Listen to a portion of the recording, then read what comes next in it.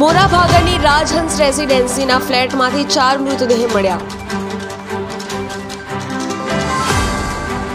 સુરતમાં એક જ પરિવારના 4 સભ્યોના મોતથી ચકચાર.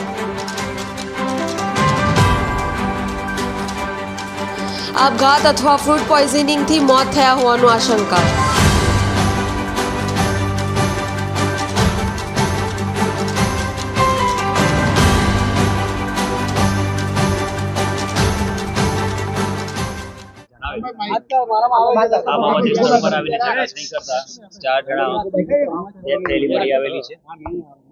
મરણ જણા છે એમાં એક જે જશુબેન છે એ પોતે ઘર માલિક છે અને બાકી જે 3 જણા છે એમાં 2 એમની બહેનો છે અને એક એમના બનેવી છે.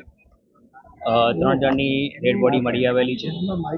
પ્રાઇમરી વિગત જોતા એમાં એ લોકો એમના જશુબેનના છોકરાને ઓપરેશન કરાવ્યું હતું એની ખબર કાઢવા માટે એ લોકો આવ્યા હતા અને રાત્રે એમના છોકરાને ત્યાં એ લોકો જમ્યા હતા.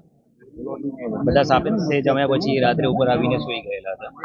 સવારે ના છોકરાએ ચેક કર્યું તો એ મરણ ગયેલી હાલતમાં મળી આવે છે. એફએસએલ અધિકારીને સ્થળ પર બોલાવવામાં આવેલા છે અને તપાસની કામગીરી ચાલુમાં છે.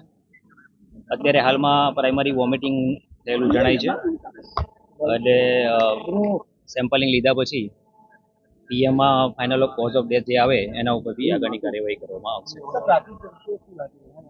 અત્યારે વોમિટિંગ થયેલું છે એટલે કોઈ ઝેરી પદાર્થ ગયેલો છે કે કોઈ ફૂડ પોઈઝનિંગ થયું છે એ બાબતની શક્યતા ચકાસે. સર ગુંગળામણની વાત બી નકારી શકાય ખરી કે અત્યારે ચેક કરતા ઘરમાં એમને જે ગેસ ગીઝર છે એ ચાલુ હાલતમાં મળી આવેલું છે અને બાથરૂમમાં પાણી ચાલુ છે. સવારે એમના છોકરાને પૂછતા એમણે જણાવેલું કે ઘરના બધા શટર બંધ હતા એટલે એ પ્રોબેબિલિટી પણ ચકાસી રહ્યા છે. અચ્છા સર, બાકી અંદરનું જે માહોલ જોવા મળ્યો એમાં શું ખાસ તપાસમાં જોવા મળ્યું છે? કઈ રીતે તપાસ થશે આગળ? અત્યારે વોમિટિંગ થયું છે એટલે તો ફૂડ સેમ્પલ એમના વોમિટિંગના સેમ્પલ લેવામાં આવશે. ઘરમાં જે પણ ખાવાનો પદાર્થ છે કે દવાઓ છે એ બધું ચકાસણી કરવામાં આવશે કે એમાં કોઈ પોઈઝનસ વસ્તુ હતી કે કેમ કે ફૂડ પોઈઝનિંગને લગતી વસ્તુ હતી કે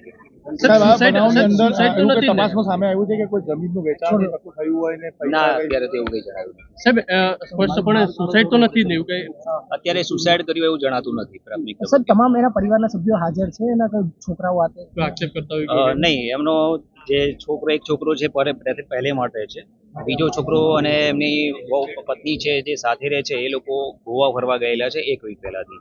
એટલે એ બેન અત્યારે એકલા ગયા અને બાકી એમના રિલેટિવ છે 2-3 દિવસ પહેલા ભાવનગરથી આવેલા છે.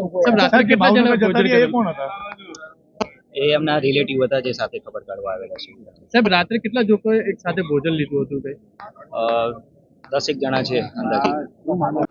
પ્રશાંત પટેલ, AB48 ન્યૂઝ, બારડોલી.